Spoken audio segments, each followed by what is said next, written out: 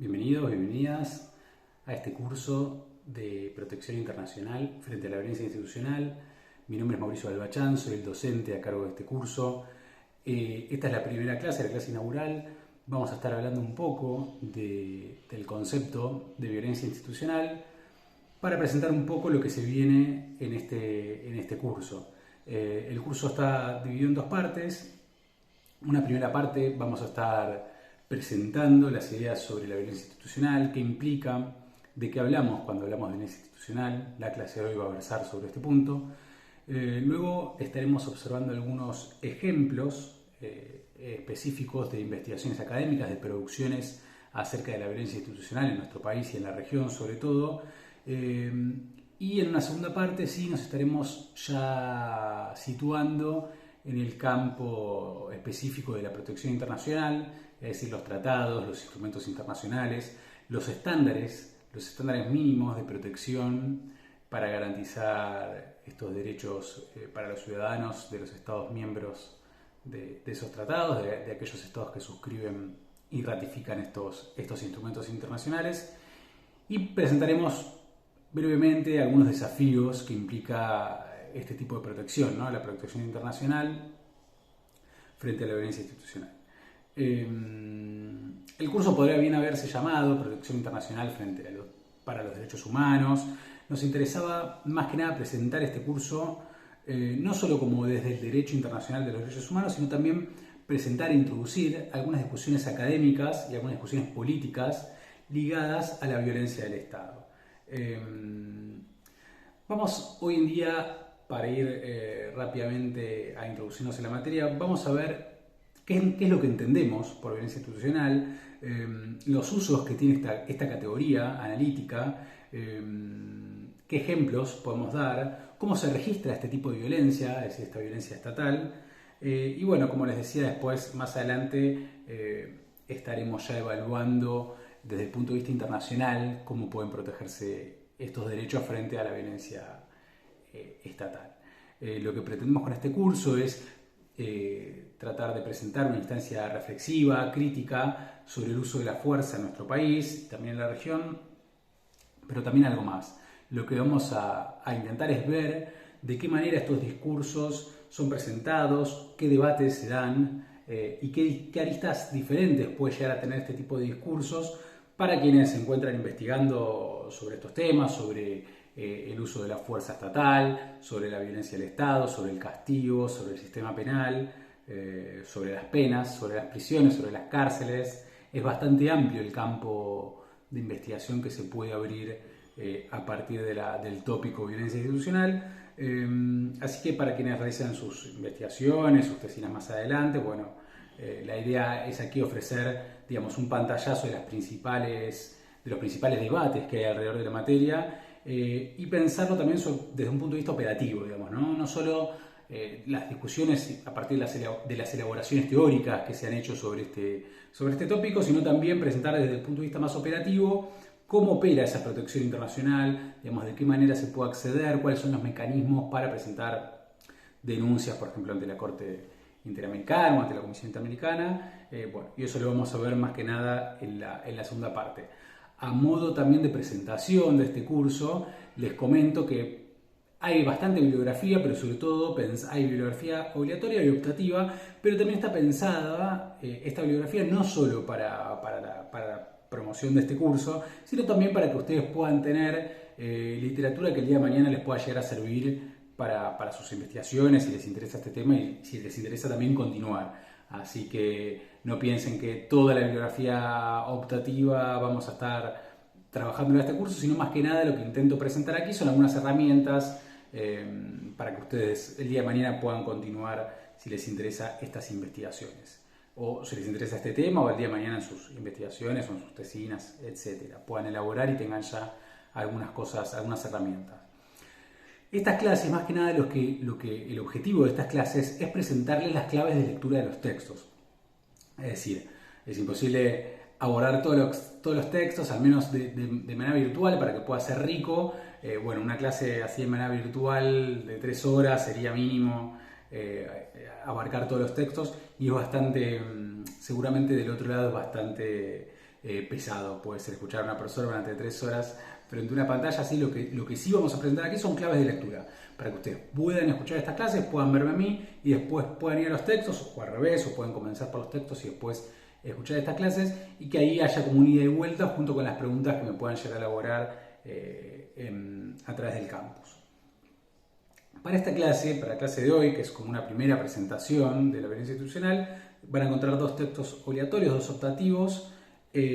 Son textos, bueno, hay 3 autoras y después un autor y una autora en otro texto, que toman discusiones o presentan algunas discusiones que se dieron al interior de organizaciones sociales, de organizaciones de derechos humanos, y también en el traspaso de algunas de esas personas que habían estado investigando desde el tercer sector, desde el campo de las ONGs, también luego para que ocuparon roles como funcionarios de gobierno, como personas dentro del Estado que llevaron a cabo políticas públicas en materia de protección de la violencia institucional, y también desde el campo académico, que se empezó a problematizar, ahora vamos a ver desde cuándo, se empezó a problematizar desde este campo académico y también traspasando hacia los límites más de roles profesionales y de funcionarios públicos sobre la violencia del Estado, ¿no?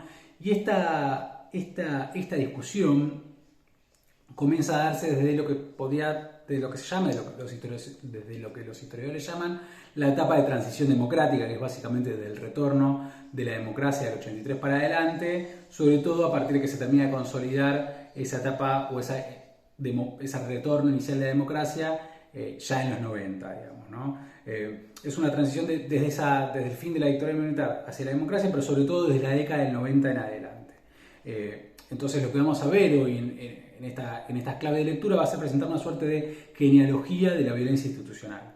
Es decir, hoy, si les hiciera esta pregunta, si nos estuviéramos viendo la cara, les diría, bueno, ¿ustedes qué creen que es la violencia institucional? Seguramente algunas de ustedes me podrán decir algo que les suena respecto de lo que la violencia institucional es, ¿no? Alguna idea, algún filón de ideas podrían llegar a presentar, porque hoy en día es un término bastante extendido, está extendido en nuestra cultura. Tenemos un Día Nacional, por ejemplo, contra la violencia institucional en Argentina, tenemos direcciones nacionales dentro del ministerio, por ejemplo, hay una dirección nacional de la Frente contra la Violencia Institucional, el Ministerio de Seguridad de la Nación, por ejemplo. Tenemos distintos programas locales, ya sea en el ámbito provincial como en ámbitos municipales, programas de violencia institucional contra la violencia institucional, secretarías incluso contra la violencia institucional.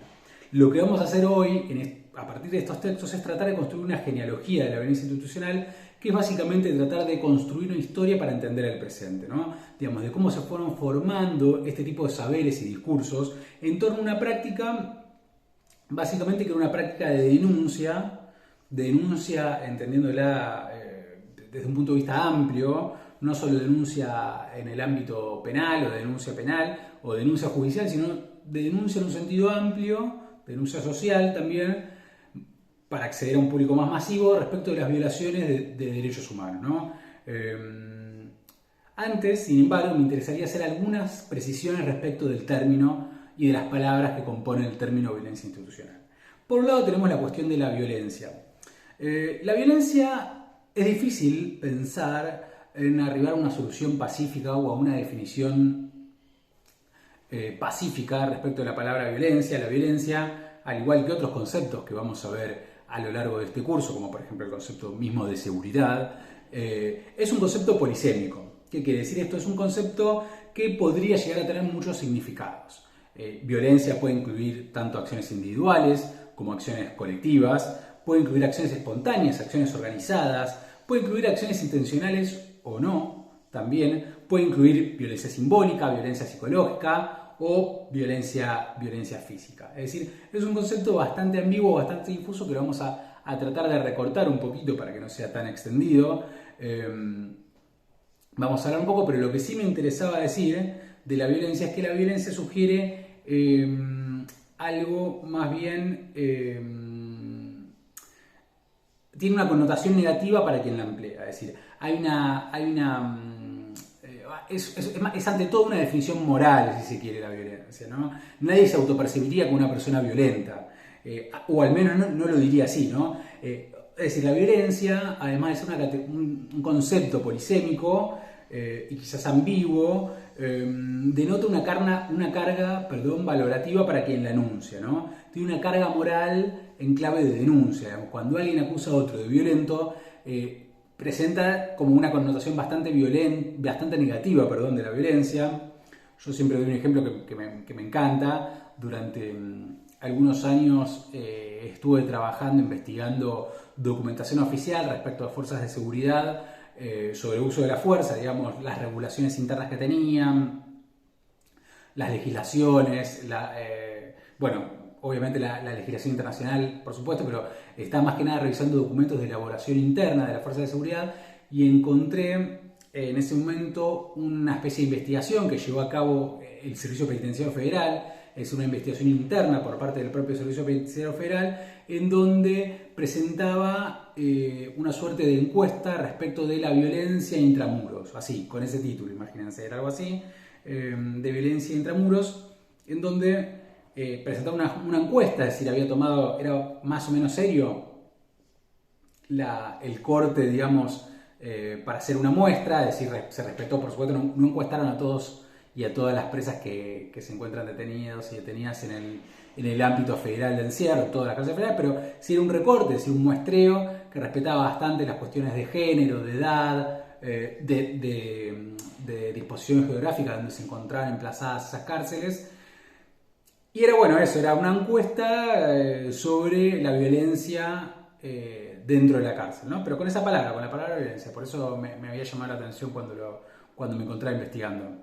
Cuando uno iba a ver los resultados de esa encuesta, de esas preguntas que se les hacían a los presos respecto de la violencia que podían recibir o que recibían dentro de la cárcel mientras estaban privados de su libertad, era llamativo que uno no se encontraba ningún tipo de referencia a hechos de violencia que pudieran haber padecido por parte de los guardiacárceles, lo cual, por supuesto, para alguien que conoce un poquito así el paño de cómo son las cárceles en general en nuestro país y en nuestra región, sería raro. Era un dato que por supuesto llamaba la atención. Bueno, voy hacia el fin de la historia. ¿Cómo lo habían logrado? Es decir, ¿cómo habían logrado que frente a esta encuesta, digamos, se evidenciara o estuviera ausente de cualquier tipo de evidencia, la violencia ejercida por parte de los agentes penitenciarios? Bueno, simplemente no estaba entre las opciones en las cuales se preguntaba. Es decir, la encuesta estaba orientada hacia violencia que solo podía ser definida como tal cuando era agresiones físicas por parte de otras personas privadas de su libertad. Digo que está bien, ese es el recorte que hizo el servicio penitenciario, pero lo traigo acá a colación porque evidentemente el servicio penitenciario, de acuerdo a lo que se ve a sí mismo, cómo se mira a sí mismo, cómo se proyecta a sí mismo, no puede ejercer violencia. Es decir, no ejerce la violencia, pues justamente lo estoy trayendo acá a colación este ejemplo porque habla de la carga moral del concepto de la palabra violencia, ¿no? La carga negativa que presenta. Entonces, para el propio servicio penitenciario, ellos no ejercen actos de violencia. Digo, será otra cosa, en todo caso, ¿no? Será el uso de la fuerza, uso mínimo de la fuerza, uso mínimo e indispensable de la fuerza, será otra cosa, pero no se define a sí mismo esa violencia ejercida, aún con fines legítimos, si se quiere, para con las personas presas de su libertad, no es definida como violencia, ¿no? Me parece un ejemplo interesante respecto de cómo la institución se ve a sí misma y cómo es la carga moral que presenta quien enuncia la palabra violencia. Por eso tiene un significado y una carga para quien enuncia que es negativa. Y lo mismo respecto desde lo institucional, ¿no? Que también vale bien para este ejemplo de la encuesta del servicio penitenciario, es una encuesta de 2014, no es una encuesta medio vieja, 2013 o 2014. ¿Qué entendemos por institucional? ¿Qué abarca lo institucional? ¿Qué actores comprenden lo institucional? ¿Son los sujetos que tienen cargos? ¿Son los sujetos que tienen cargos jerárquicos? ¿Qué es una institución? Digamos, ¿es un edificio? ¿Es una organización? ¿Es un conjunto de gente suelta que quizás piensa distinto pero cobra un salario por parte del Estado?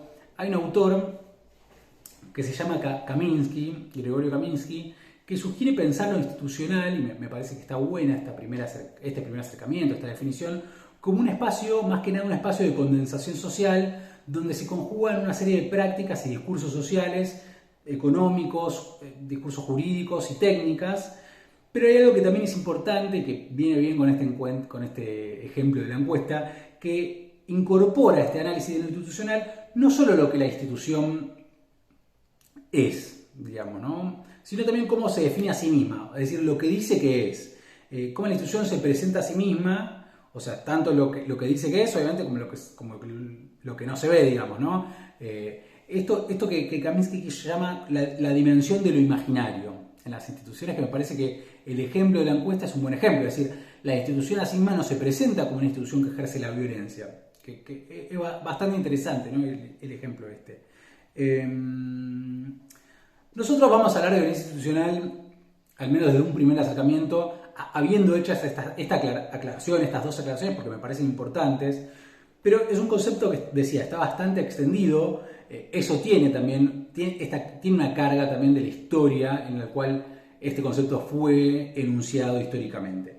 Nosotros, para tener un primer acercamiento, lo que vamos a decir para esta primera clase, para este primer encuentro, que la violencia institucional es un conjunto de prácticas, estructurales, además, que son prácticas estructurales de violación de derechos por parte de funcionarios pertenecientes a las fuerzas de seguridad, como policías nacionales, policías locales, policías municipales, policías provinciales, agentes penitenciarios u otras fuerzas de seguridad como gendarmería, PSA, etcétera, etcétera, y que también lo pueden ejercer estas prácticas violatorias de derechos algunos efectores de derechos básicos que tienen un raigambre constitucional, como por ejemplo, un ejemplo muy típico es negar el acceso a la salud en contextos de encierro, ¿no?, que lo pueden hacer efectores que quizás no necesariamente pertenecen a una fuerza de seguridad, le hace el servicio penitenciario, sino efectores que no garantizan ese derecho a la salud en contextos de encierro. Esta definición, por supuesto, también es muy amplia, porque yendo a las primeras acepciones o esta primera aclaración que hacía sobre violencia, podemos encontrar también distintos tipos de violaciones a los derechos con resultados muy disímiles, por ejemplo, desde ya muerte, por ejemplo, o desaparición forzada, donde la gravedad quizás o el resultado es bastante extremo, pero también esta definición puede llegar a incluir, prácticas de hostigamiento frente a determinados grupos orientados por la edad o determinados grupos raciales, o maltratos verbales, por ejemplo, por parte de policías en momentos de detención, donde hay un claro sesgo de discriminación orientado hacia determinados sectores sociales. Puede también llegar a incluir prácticas más o menos difusas, por ejemplo, controles poblacionales, en determinadas zonas geográficas, etcétera, etcétera, etcétera. Lo que sí me interesa destacar, que me parece que es como importante y lo que da la nota un poco de color para este tipo de violencias y este tipo de prácticas vulneratorias de derechos, es que se trata de una práctica estructural, ¿no? Entonces, cuando estamos hablando de práctica estructural, lo que estamos diciendo es que no hay detrás de esto una racionalidad que se pretenda presentar como un desvío individual. Es decir, cuando hablamos de prácticas estructurales estamos hablando con cierta persistencia en el tiempo, que está extendida hacia el interior de esa fuerza de seguridad. Es decir, no se trata del desvío de una norma por parte de un agente que hace mal las cosas. Es decir, claro que por supuesto esa práctica va a tener detrás una persona y va a tener un agente o un funcionario detrás, pero obviamente cuando hablamos de prácticas estructurales, lo que estamos tratando de disociar es un tipo de discurso que tiende a deslindar de responsabilidad institucional, entonces que suele presentar como que es un desvío de algún agente, una manzana o un grupo de manzanas podridas, entre comillas. Pero este tipo de explicaciones, más de componente individual, psicológico, ha quedado incluso descartada en las grandes violaciones masivas a los derechos humanos, de genocidios en la historia. Por supuesto, el argentino no deja de ser una excepción frente a eso. Entonces, por su extensión, por su sistematicidad, es decir, por la repetición de esas prácticas a lo largo del tiempo y extendidas territorialmente, esta sistematicidad hace que sea imposible negar que hay algo distinto ahí al comportamiento individual, ¿no? Entonces, esta idea de práctica institucional me parece que esta práctica extendida me parece como una nota bien fuerte de color para pensar la violencia institucional. Una de las autoras que tienen los textos para hoy, que es María Victoria Pita, perdón, habla de violencia institucional como categoría política local. ¿Qué quiere decir esto? Que esta categoría, este término, violencia institucional, puede rastrearse en sus orígenes con ciertos discursos y ciertas prácticas para un momento dado. Va a decir Pita en ese texto, es un concepto localizado e histórico. Es una categoría de análisis, una categoría analítica para pensar estas prácticas y estos discursos que fue construida sobre una base más bien práctica que atravesaron, por un lado, los familiares de las víctimas de esas violencias del Estado, es decir, víctimas que se fueron juntando, que se fueron asociando en ONGs, en movimientos sociales, movimientos de derechos humanos, y también, pero esto también es algo que importa bastante para la constitución de estos saberes y de esta categoría analítica y política local, que es lo que nos importa, un conjunto de profesionales que venían algunos del ámbito del derecho, otros del ámbito de la antropología, otros y otras del ámbito de la sociología, que pudieron ligar esas prácticas de denuncia, que denunciaban los familiares de las víctimas, que denunciaban a las víctimas, con un profundo interés en reflexionar y en investigar, también desde el punto de vista académico, aquello que denunciaban. Es decir, es un momento histórico en donde se van anudando ciertos discursos de denuncia respecto de lo que el Estado estaba cometiendo en la vulneración de derechos, pero también con cierta mirada reflexiva, crítica y de construcción de un ámbito académico para la investigación de estos delitos, de esta vulneración de derechos, pero no solo desde el punto de vista práctico, desde el punto de vista judicial, de denuncia, sino también de investigación social y de creación de metodologías para tratar de visibilizar ciertas violencias que, les adelanto desde ya, porque es algo que atraviesa todo nuestro curso, se trata de violencias más bien de un objeto de investigación más bien opaco, más bien oscuro, porque al ser el Estado, los Estados, quienes cometen esas prácticas de vulneración de derechos, hace que la dificultad de investigación sea un poco mayor. O al menos así lo era con el tiempo. Esto quizás ha ido cambiando en los últimos años y cada vez nos encontramos siempre con un poco más de investigación social, de investigaciones empíricas y académicas respecto de la violencia del Estado, pero podemos decir que igual sigue siendo en el presente un objeto oscuro y de difícil, como un campo difícil de investigación.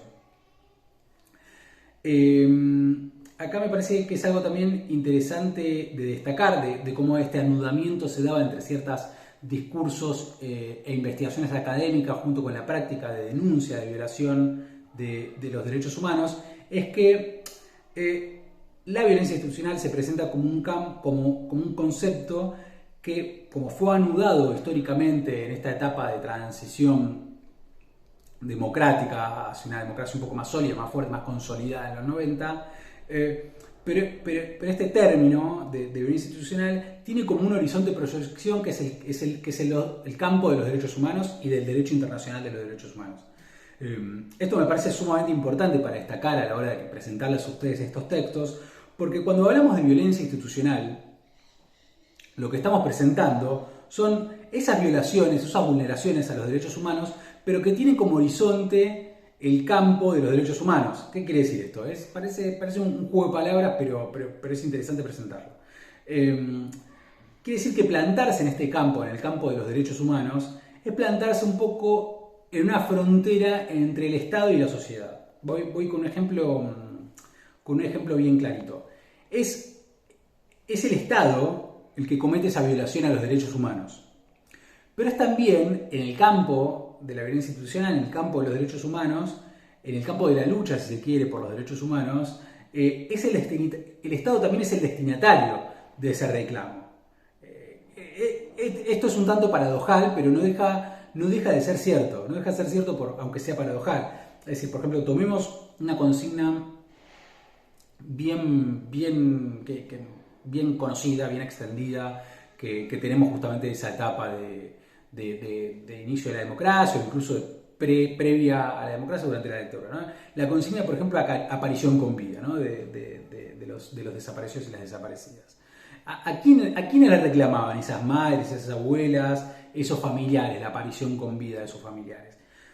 Por supuesto, le reclamaban al Estado.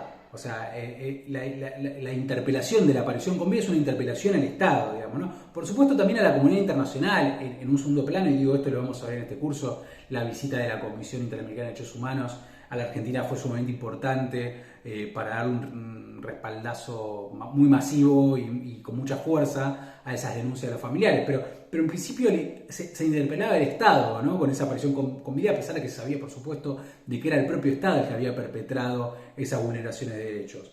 Entonces la consigna, aparición con vida, se sostuvo, inclusive con la democracia, inclusive con los juicios, a pesar de que sabíamos de que era el mismo Estado el que había sido responsable por esas desapariciones. Entonces, la consigna también interpela al Estado para que no vuelva a ocurrir eso. Es decir, no es solo una denuncia de violación a los derechos, sino que también es un pedido de elaboración de políticas públicas para que eso no ocurra nunca más, para que eso no vuelva a ocurrir. Y aquí es donde, justamente con este ejemplo, como se presenta bastante la conjunción de categoría política local, ¿no?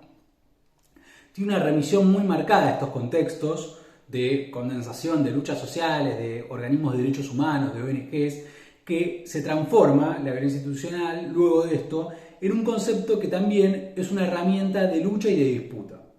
Y es una herramienta de disputa de sentido. Van a encontrar esto, lo van a encontrar en el texto de Segeso, de Gabriela Segeso, y también en el texto de Frederick. Estas transiciones de los 80 hacia los 90 es lo que termina consolidando a la violencia institucional como una categoría política local que presenta también, su enunciación presenta también un territorio de disputa. Es una disputa de lucha, es una disputa de sentido. Por ejemplo, es lo que nos hace hoy en día tener municipios que tengan programas contra la violencia institucional, secretarías contra la violencia institucional, mismo en la campaña de violencia institucional. Por eso también María Victoria Pita, habla de que también es una categoría vox populi, ¿no? La batalla dada por en ese momento histórico dado, esa transición a la democracia y lo que fue ganando luego de la segunda mitad de los 90 en adelante, es que le da un valor político al concepto de violencia institucional, en donde se condensa este proceso de lucha durante los años, ¿no? Que fue condensando prácticas, fue condensando saberes.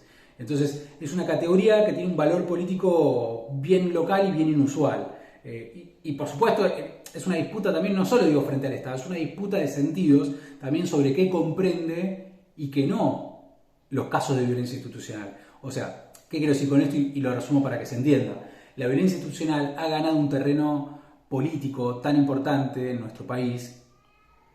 Es una categoría local que ha ganado a partir de estas disputas tanta importancia que también se disputa qué entra y qué no dentro de la violencia institucional. Un caso paradigmático en la Argentina hoy en día es lo que ocurre en Rosario con esta suerte de violencia y de violencias en donde están perpetradas por bandas, en principio, de delincuentes ligados al narcomenudeo, al narcotráfico, etcétera, etcétera, pero con ciertos sectores de la política, le hace policías, le hace sectores de la justicia, le hace sectores de los gobiernos, de los poderes ejecutivos locales, en donde ahí quizás no resulta tan claro. Entonces, muchos de esas violencias que surgen a veces se la podrían llegar a considerar como prácticas extendidas, si se quiere, de violencia institucional, por justamente, a pesar de que son cometidas en principio por bandas por fuera del Estado, pero que claramente no podrían darse si no hubiera cierta connivencia por parte de actores estatales. No digo que sea o que no sea, digo, les pongo un ejemplo de cómo esta disputa de sentido y esta ganancia política que tiene el concepto sirve, por ejemplo, para discutir otros casos que quizás son más grises o más difusos.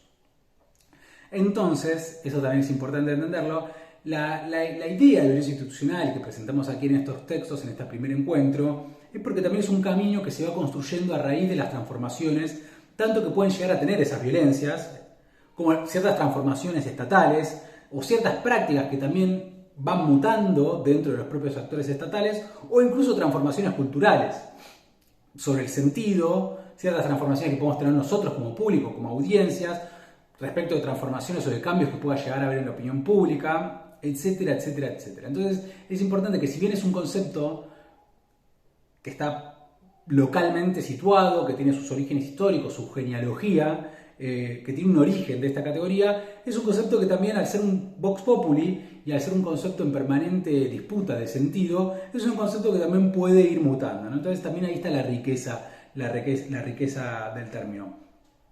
Van a encontrar en los textos, sí, el origen de esta categoría, que también está en una clave de transformación del Estado y de transformación de las organizaciones sociales y las organizaciones de derechos humanos, en esta etapa de transición que les mencionaba en los 80. Es una etapa que en los 80 estas ONGs que habían estado peleando y denunciando las violaciones por parte del Estado terrorista con los derechos humanos, las ONGs que habían denunciado el terrorismo de Estado encontraron en los 80 quizás una continuidad, o empezaron a preguntarse en ese inicio de los 80 qué hacer con las Fuerzas Armadas, qué hacer con el Ejército en clave de reforma, es decir, cómo podían pensarse las Fuerzas Armadas en esta etapa inicial democrática, pero que luego abandonaron este objeto de estudio y lo empezaron a pensar en clave de reforma o en clave de denuncia también respecto de otras instituciones o de otras fuerzas de seguridad, más que nada con la policía. Lo que empezaron a ver, sobre todo en los 90 y en la segunda etapa de los 90 en adelante, comenzaron a ver y a relevar otras violencias que, si bien no eran prácticas violatorias de derechos iguales a las que habían ocurrido durante el terrorismo de Estado en la última dictadura militar, es decir, no estaba extendida, por supuesto, la desaparición forzada, el robo de bebés, las torturas para obtener información, pero sí pudieron ligar con otras determinadas prácticas ilegales, o a veces bajo un manto de legalidad aparente o de ilegalidad un poco más liviana, pero que claramente constituían violencias por parte del Estado que empezaron a denominarse bajo este rótulo común de violencia institucional.